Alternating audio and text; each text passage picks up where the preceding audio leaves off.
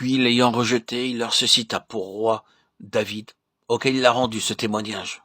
J'ai trouvé David, fils d'Ishaï, homme selon mon cœur, qui accomplira toutes mes volontés. Acte 13, 22. C'est là ce que Dieu dit au sujet de David. Notez bien cette expression, qui accomplira toutes mes volontés. Avant de pouvoir recevoir de Dieu la révélation et l'écrit concernant le plan du temple, il lui fallut apprendre au cours d'un certain nombre d'années cette leçon qui consiste à patienter et apprendre à discerner, à connaître et à comprendre quelle est la volonté de Dieu. J'ai trouvé David, mon serviteur, je l'ai oint de mon huile sainte. Ma main le soutiendra et mon bras le fortifiera. Psaume 89, 21-22. Avec ce but en vue, Dieu a choisi David par le moyen de Samuel. Mais il dut tout d'abord leur enseigner la patience, à Samuel comme à David. Bien qu'à ce moment-là, Samuel fut déjà un vieillard qui avait accumulé beaucoup d'expérience, et quoiqu'il fût le grand et puissant prophète de Dieu, il ne pouvait pas, lui non plus, dépendre de son propre raisonnement, de ses propres moyens, pour découvrir celui qui était choisi de Dieu.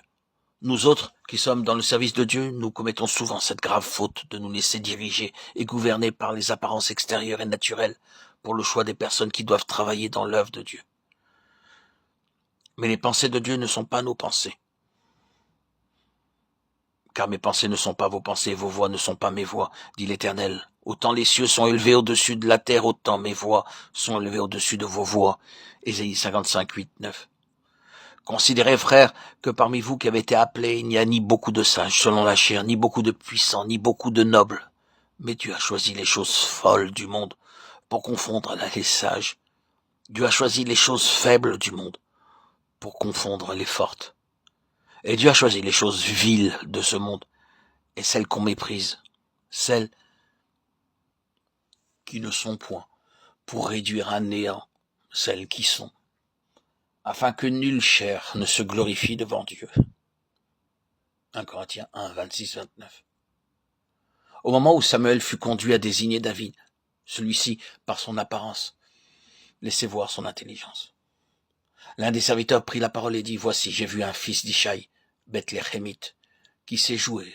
C'est aussi un homme fort et vaillant, un guerrier, parlant bien et d'une belle figure. Et l'Éternel est avec lui. » 1 Samuel 16, 18. C'est l'opinion générale qu'on avait de David au moment où il fut choisi par Dieu. On disait à son sujet, il sait bien jouer, c'est un homme fort et vaillant, un homme de guerre, mais aussi un homme sage et beau de figure. Cependant, si nous lisons la suite de l'histoire, nous verrons comment Dieu dut agir à son égard pour le dépouiller, le débarrasser complètement de tous ses avantages naturels, de toute son intelligence, de son savoir-faire humain. Car ce que nous estimons comme très élevé et très valeureux n'est en fait aux yeux de Dieu que très vil et sans aucune valeur. Ce que nous appelons sagesse et intelligence, Dieu l'appelle simplement foin, paille et chaume.